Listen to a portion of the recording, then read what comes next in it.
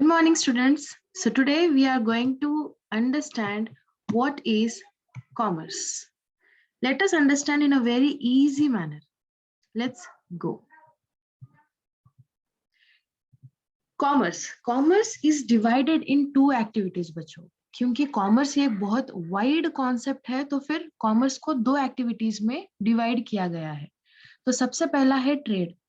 Trade हमने last video में समझा है कि ट्रेड मतलब क्या है.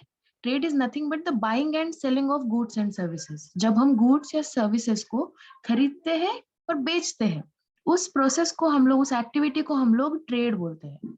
और दूसरा टर्म होता है, दूसरा एक्टिविटी होता है एड्स और helpful factors to trade.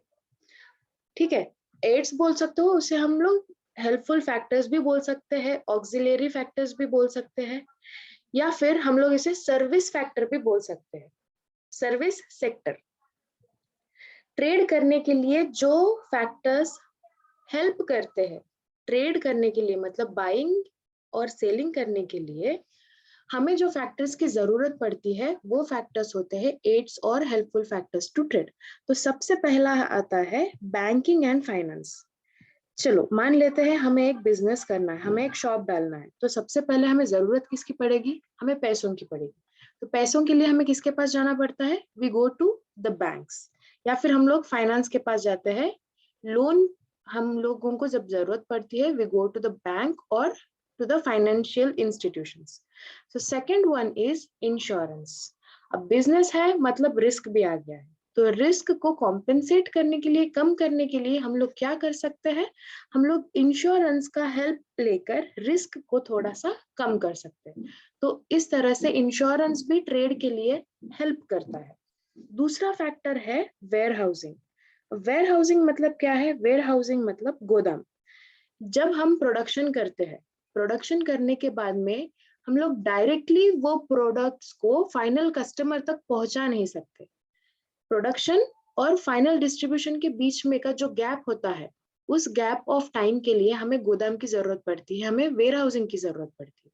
So that's why warehousing is also one of the helpful factor which helps in trade. अब दूसरा एक्टिविटी है, दूसरा फैक्टर है, वो है ट्रांसपोर्ट एंड कम्युनिकेशन. अब प्रोडक्शन हो गया है, फाइनल कस्टमर तक पहुंचाना है. माल तो पूरा हमने गोदाम में रख दिया है. अब गोदाम से फाइनल कस्टमर तक पहुंचाने के लिए हमें जरूरत किसकी पड़ेगी? हमें व्हीकल्स की जरूरत पड़ेगी, हमें ट्रांसपोर्टेशन की जरूरत पड़ेगी, राइट. तो डिस्टेंस और प्लेस का ये जो ऑब्स्टेकल है, उसे कम करने के लिए हमें ट्रांसपोर्ट एंड कम्युनिकेशन का हेल्प मिलता है. So the last one is advertising. अब प्रोडक्शन हो गया है, वेयर हाउस में हमने, गोदाम में हमने सामान भी रख दिया है, ट्रांसपोर्टेशन की भी फैसिलिटी हमें मिल गई है. अब कस्टमर तक पहुंचाना कैसे? कस्टमर को पता कैसे चलना है कि हमने कौन सा प्रोडक्शन किया है और वो प्रोडक्ट के फायदे कस्टमर को किस तरह से होने वाले हैं. तो ये इंफॉर्मेशन प्रोवाइड करने के लिए हमें एडवर्टाइजिंग की जरूरत पड़ती है. सो ये जो भी फैक्टर्स है जो हमें ट्रेड करने के लिए मदद करती है, इस पूरे कॉन्सेप्ट को, ये दो तरीके के एक्टिविटीज को हम लोग कॉमर्स बोल सकते हैं. कॉमर्स रिकैप में हम लोग ऐसे समझ सकते हैं, commerce is nothing but trade plus helpful factors to trade, और trade plus aids to trade. आप लोग इस तरह से बोल सकते हो. क्लियर? सो जब भी आपको कोई पूछता है कि कॉमर्स क्या है, उन्हें सिंपली आप बता सकते हो कॉमर्स मतलब trade plus aids to trade.